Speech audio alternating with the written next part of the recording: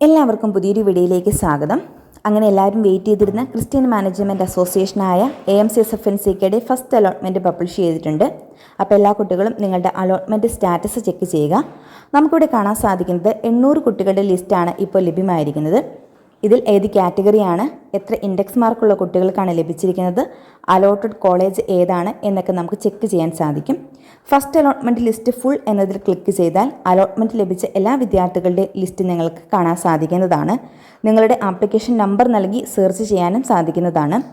Allotment ലഭിച്ച കുട്ടികളെല്ലാവരും September 10-ാം തീയതി വൈകുന്നേരം 5 മണിക്ക് മുൻപായിട്ട് ഓൺലൈനിൽ ടോക്കൺ ഫീ പേയ്മെൻറ്റ് നടത്തേണ്ടത് നിർബന്ധമായിട്ടുള്ള കാര്യമാണ്. 25,000 രൂപയാണ് ടോക്കൺ ഫീ ആയിട്ട് അടയ്ക്കേണ്ടത്. അത് നിങ്ങൾക്ക് അഡ്മിഷൻ സമയത്ത് കോളേജിൽ നിന്ന് കൊടുക്കേണ്ട ഫീയിൽ നിന്ന് കുറച്ച് തരുന്നതായിരിക്കും. ടോക്കൺ ഫീ അടച്ച സീറ്റ് സെക്യൂർ ചെയ്തില്ല എന്നുണ്ടെങ്കിൽ നിങ്ങൾക്ക് ലഭിച്ച സീറ്റ് നഷ്ടപ്പെടും. അതുമാത്രമല്ല, പിന്നീട് വരുന്ന അലോട്ട്മെൻറ്റുകളിലേക്ക് നിങ്ങളെ പരിഗണിക്കുന്നതുമല്ല.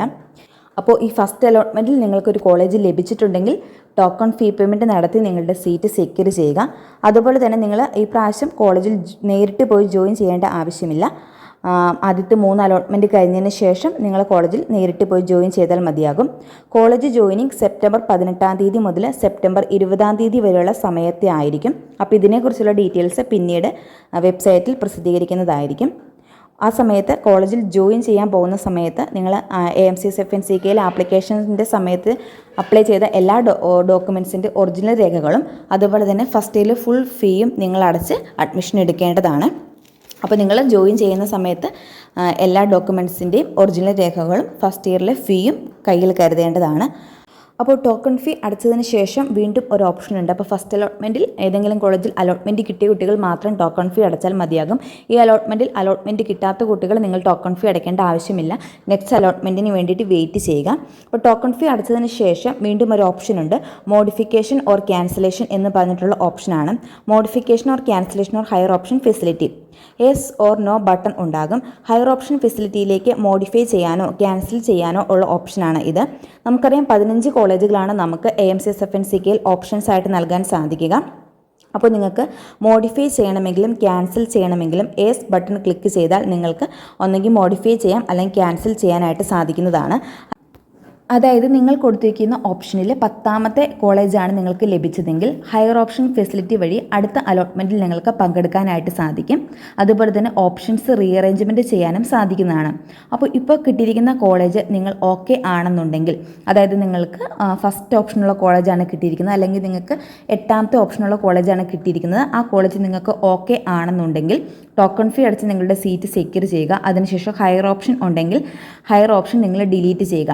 അപ്പോൾ ഇപ്പോൾ നിങ്ങൾക്ക് കിട്ടിയിരിക്കുന്ന കോളേജിൽ തന്നെ നിങ്ങൾക്ക് ജോയിൻ ചെയ്യാൻ സാധിക്കുന്നതാണ്. മുന്നിലുള്ള കോളേജിൽ സീറ്റ് വേക്കൻസി വരുന്നതിനനുസരിച്ച് നിങ്ങളെ പരിഗണിക്കുന്നതായിരിക്കും.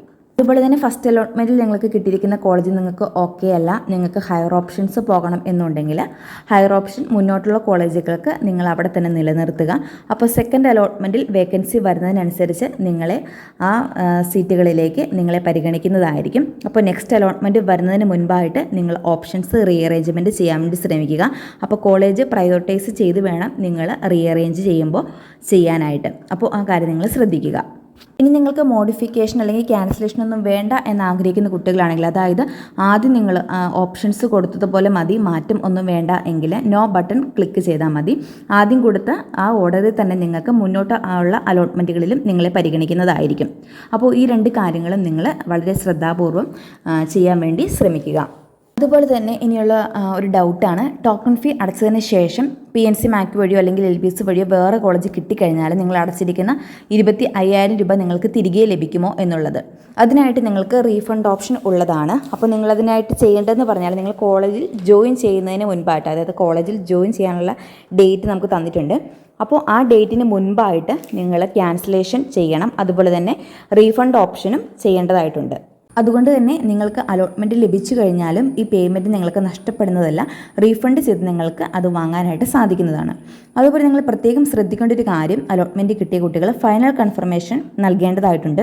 അലോട്ട്മെൻറ്റ് ലഭിച്ചു കഴിഞ്ഞതിന് ശേഷം ഫൈനൽ കൺഫർമേഷൻ നൽകിയാൽ മാത്രമാണ് അലോട്ട്മെൻറ്റ് സ്വീകരിക്കത്തുള്ളൂ. അഥവാ ഫൈനൽ കൺഫർമേഷൻ നിങ്ങൾ ചെയ്തിട്ടില്ല എന്നുണ്ടെങ്കിൽ സ്റ്റാറ്റസ് പെൻഡിങ് ആയിട്ടായിരിക്കും കാണിക്കുക, അലോട്ട്മെൻറ്റ് കംപ്ലീറ്റ് ആകത്തില്ല. അപ്പോൾ നിങ്ങൾ പ്രത്യേകം ശ്രദ്ധിക്കുക, ഫൈനൽ കൺഫർമേഷൻ ചെയ്യാനായിട്ട് മറന്നു പോകരുത്. അപ്പോൾ ഇത്രയും കാര്യങ്ങളാണ് നിങ്ങൾ ശ്രദ്ധിക്കാനുള്ളത്. അതുപോലെ തന്നെ ഈ അലോട്ട്മെൻറ്റിൽ 2 കോളേജുകൾ പരിഗണിക്കപ്പെട്ടിട്ടില്ല. അത് നോട്ടെന്ന് പറഞ്ഞ് ഏതൊക്കെ കോളേജുകളാണ് എന്നവിടെ തന്നിട്ടുണ്ട്. SH college of nursing Cherthala, അതുപോലെ തന്നെ സ്നേഹോദയ കോളേജ് ഓഫ് നേഴ്സിംഗ് ഇരിഞ്ഞാലക്കുട, ഈ 2 കോളേജുകൾ ഇതിൽ ഉൾപ്പെടുത്തിയിട്ടില്ല. അവിടെ ഓപ്ഷൻസ് കൊടുത്ത കുട്ടികൾ ഒക്കെ ഉണ്ടായിരിക്കും. ഇപ്പോൾ ടെക്നിക്കൽ ഇഷ്യൂ കാരണമാണ് ഈ 2 കോളേജുകൾ ഇപ്പോൾ ഉൾപ്പെടുത്താത്തത്. അപ്പോൾ ഇഷ്യൂ സോൾവ് ആയതിനു ശേഷം അതനുസരിച്ച് കോളേജുകൾ അലോട്ട്മെൻറ്റിൽ ഉൾപ്പെടുത്തുന്നതായിരിക്കും. AMCSFNCKയുടെ അണ്ടറിൽ നിങ്ങൾക്ക് അഡ്മിഷൻ ലഭിക്കുകയാണെങ്കിൽ നിങ്ങൾക്ക് വർഷം വരുന്ന ഫീ എന്ന് പറയുന്നത് 73,025 രൂപയാണ്. അതുപോലെ തന്നെ സ്പെഷ്യൽ ഫീ 23,300 രൂപയും. ഇതുകൂടാതെ 10,000 രൂപ നിങ്ങൾ കോഷൻ ഡിപ്പോസിറ്റായിട്ട് അടയ്ക്കേണ്ടതുണ്ട്. ഇത് നിങ്ങളുടെ കോഴ്സ് കംപ്ലീറ്റായി നിങ്ങൾ അവിടെ നിന്ന് പോരുമ്പോൾ നിങ്ങൾക്ക് തിരികെ ലഭിക്കുന്ന ഫീ ആണ്. ഇനി എക്സ്ട്രാ വരുന്ന ഫീ എന്ന് പറയുന്നത് ബുക്സ്, യൂണിഫോം, അതുപോലെ തന്നെ ഹോസ്റ്റലിൽ നിൽക്കുന്ന കുട്ടികളാണെങ്കിൽ ഹോസ്റ്റൽ ഫീ, ഇതൊക്കെ എക്സ്ട്രാ വരുന്ന ഫീ ആണ്. അപ്പോൾ ഹോസ്റ്റലിൽ നിൽക്കാൻ താല്പര്യമുള്ള കുട്ടികൾ നിങ്ങൾ അഡ്മിഷൻ എടുക്കുന്ന സമയത്ത് തന്നെ ഹോസ്റ്റൽ സൗകര്യം ഉണ്ടോ എന്ന് ചോദിച്ച് മനസ്സിലാക്കുക. ഫീ കാര്യങ്ങളൊക്കെ ഓരോ കോളേജിലും ഏത് കോളേജിലാണ് നിങ്ങൾക്ക് അഡ്മിഷൻ ലഭിക്കുന്നത് ആ കോളേജിൽ തന്നെ നിങ്ങൾ ചോദിച്ച് മനസ്സിലാക്കുക. പിന്നെ ഓരോ കുട്ടികളുടെ ഒരു ഡൗട്ടാണ്, ഹോസ്റ്റലിൽ നിൽക്കണം എന്നുള്ളത് നിർബന്ധമായിട്ടുള്ള കാര്യമാണോ എന്നുള്ളത്. അത് നിങ്ങളുടെ ചോയ്സാണ്. അപ്പോൾ നിങ്ങൾക്ക് ഏത് കോളേജിലാണ് ലഭിച്ചിരിക്കുന്നത് ആ കോളേജിൽ തന്നെ നിങ്ങൾ ചോദിച്ച് മനസ്സിലാക്കുക, ഹോസ്റ്റലിൽ നിൽക്കണം എന്നുള്ളത് നിർബന്ധമായിട്ടുള്ള കാര്യമാണോ എന്നുള്ളത്. ഇപ്പോൾ നിങ്ങളുടെ വീട് കോളേജിനടുത്തൊക്കെ ആണെന്നുണ്ടെങ്കിൽ വീട്ടിൽ പോയി വരുന്ന കുട്ടികളും ഉണ്ടാകും. അപ്പോൾ ഓരോ കോളേജിനും ഓരോ റൂൾസ് ആൻഡ് റെഗുലേഷൻസ് ആണ്. അപ്പോൾ നിങ്ങൾക്ക് കിട്ടിയിരിക്കുന്ന കോളേജിൽ ഈ ഇങ്ങനെയുള്ള കാര്യങ്ങളൊക്കെ നിങ്ങൾ ചോദിച്ച് മനസ്സിലാക്കുക. കുട്ടികളുടെ ഒരു ഡൗട്ടാണ്, റെക്കമെൻഡേഷൻ വഴി നിങ്ങൾക്ക് സീറ്റ് ലഭ്യമാകുമോ എന്നുള്ളത്.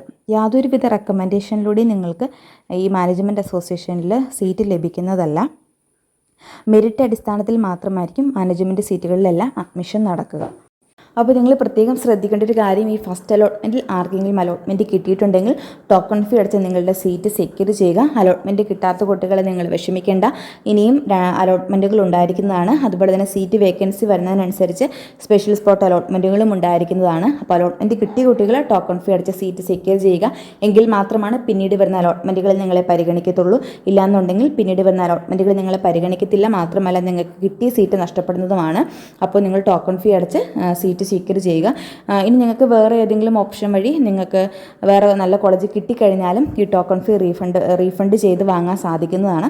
സോ വളരെ കെയർഫുള്ളായിട്ട് നിങ്ങൾ ചെയ്യുക. അതുപോലെ തന്നെ മോഡിഫിക്കേഷൻ, ഹയർ ഓപ്ഷൻ ഫെസിലിറ്റീസ് ഉണ്ട്, അത് നിങ്ങൾ വളരെ കെയർഫുള്ളായിട്ട് തന്നെ ചെയ്യുക. അപ്പോൾ ഈ അലോട്ട്മെൻറ്റിൽ എത്ര ഇൻഡെക്സ് മാർക്ക് വരെയുള്ള കുട്ടികൾക്കാണ് അലോട്ട്മെൻറ്റ് വഴി കിട്ടിയിരിക്കുന്നത്, ഏതൊക്കെ കോളേജുകളിലാണ് കിട്ടിയിരിക്കുന്നത് എന്നൊക്കെ നിങ്ങൾ ചെക്ക് ചെയ്യുക.